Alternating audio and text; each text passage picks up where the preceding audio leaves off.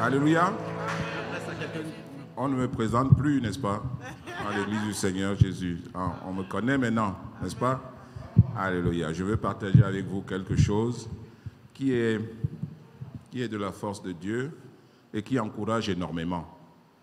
Alors, j'ai passé une partie de mon éducation chez les catholiques, dans un collège confessionnel catholique, où on a appris une partie de la formation chrétienne que j'ai vient de là. Par la suite, le Seigneur est venu arrondir les angles, mais chaque jalon est important. À ce moment-là, il y avait des jalons qui ont été posés naïvement, de la 6e, ainsi de suite.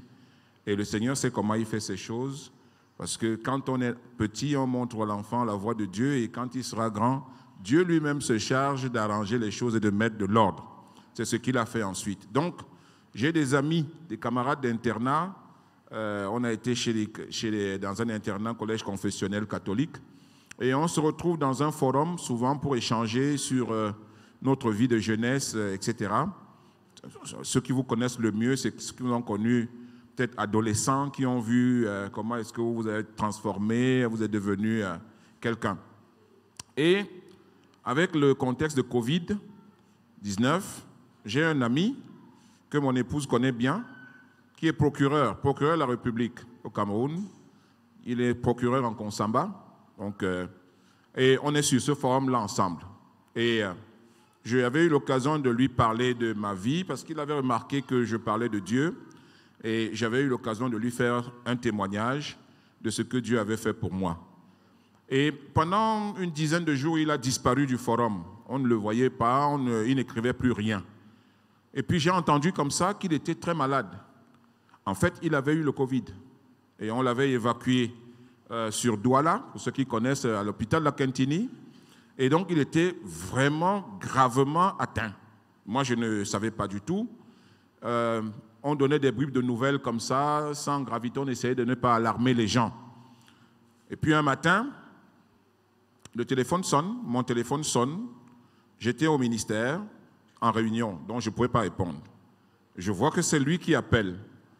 Alors, je suis rentré et quand je suis rentré au bureau, j'ai pensé qu'il m'avait appelé. J'ai rappelé.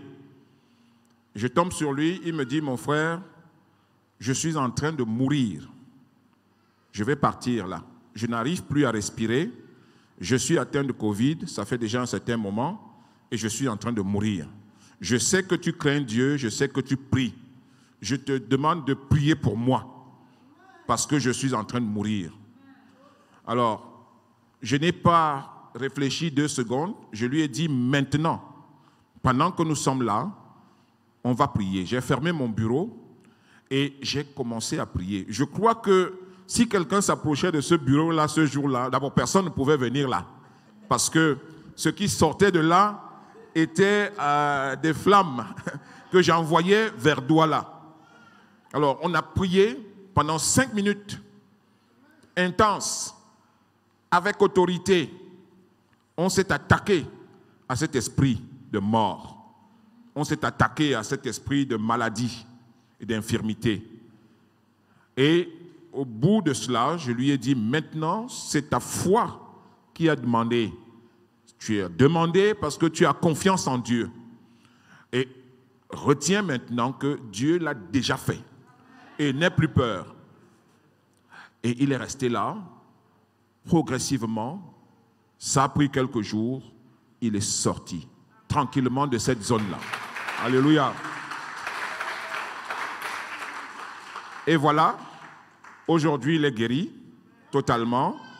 Il est parti se reposer un peu et il a repris ses fonctions. Donc il travaille de nouveau, il témoigne, il parle de cela, etc. Je n'ai pas encore eu l'occasion de le rencontrer parce qu'il est loin. Vous voyez que la prière ne dépend pas c'est pas le lieu. Je priais pour quelqu'un qui était très loin, qui était loin de moi.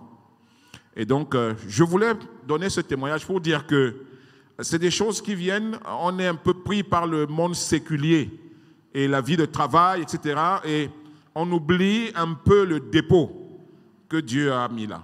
Et pourtant, il est là. Et donc, il suffit de le réactiver avec foi Et Dieu continue d'être fidèle et d'accomplir ce qu'il a promis et ce qu'il a dit. Alléluia. Alors, prions, portons cela, prenons conscience de ce que nous sommes, de qui nous sommes et de la mission qui nous est donnée. Parce que c'est la mission. Vous prierez pour les malades et voilà. Donc, ça nous appartient. Alléluia. Soyez bénis.